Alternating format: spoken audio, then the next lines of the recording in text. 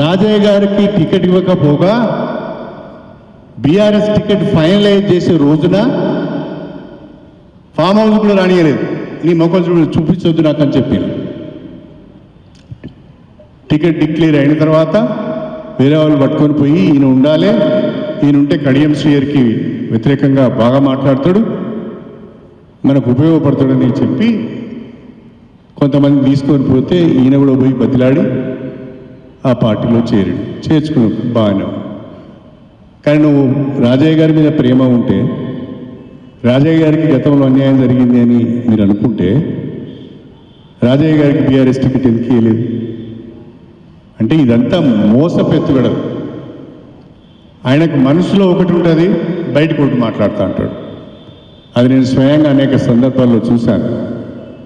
ఎదురుగా నీ అంత గొప్పవాడు లేడని మాట్లాడతాడు, కానీ వీడు విధవాన్ని మనం బయటకు వెళ్ళగానే మాట్లాడుతాడు. నమస్తే అండి. ఇది వ్యాపారం గురించి కాదు, ఓటు గురించి. ఎన్నికల్లో ఓటు వేయడం మన హక్కు మాత్రమే కాదు, కర్తవ్యం. ఎంతో మంది మహా నేతలు శ్రమించి ప్రాణత్యాగం చేసి ఈ అవకాశాన్ని మనకిప్పించారు. అందరూ ఓటు వేద్దాం. ఎందుకంటే ఓటు హక్కు ఊరికే రాదు. నా ఓటు ఎవరికో తెలుసా?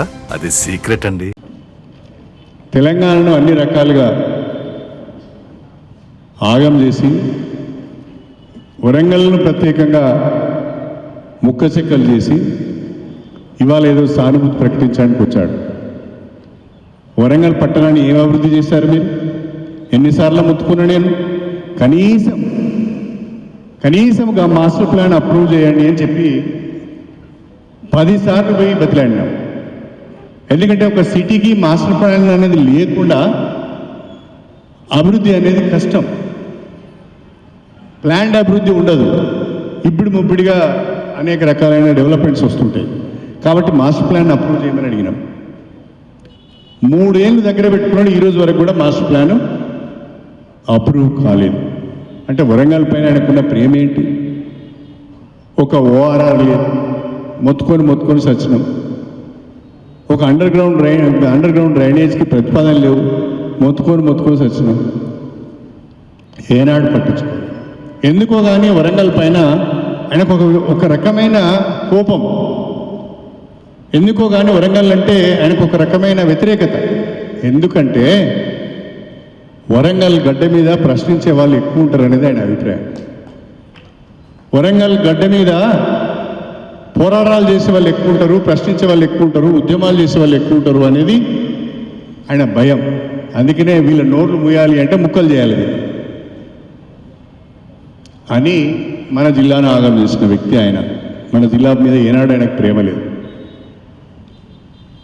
బీఆర్ఎస్ పార్టీ అధ్యక్షులు కేసీఆర్ యొక్క పరిపాలనను మనం కళ్ళారా చూసాం.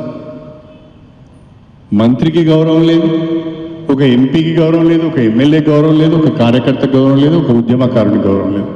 ఎవరిని కలిసేది లేదు, ఎవరితో ఒక నిమిషం మాట్లాడేది లేదు. పార్టీకి నిర్మాణం లేదు, సంస్థాగత విషయాలపైన శ్రద్ధ లేదు. ఇలాంటి పార్టీని నడుపుతూ, ప్రభుత్వాన్ని నడుపుతూ మొత్తం రాజకీయ వ్యవస్థను తెలంగాణలో నాశనం చేసి పెట్టేసి. ఫోన్ ట్యాపింగ్ కేసు గురించి చెప్పుకొస్తే, ఫోన్ ట్యాపింగ్లో మొన్నేదో టీవీ ఇంటర్వ్యూలో చెప్తున్నాడు, నాకేం సంబంధమో అని. నీకు సంబంధం లేకుండానే ఫోన్ ట్యాపింగ్ అయిందా?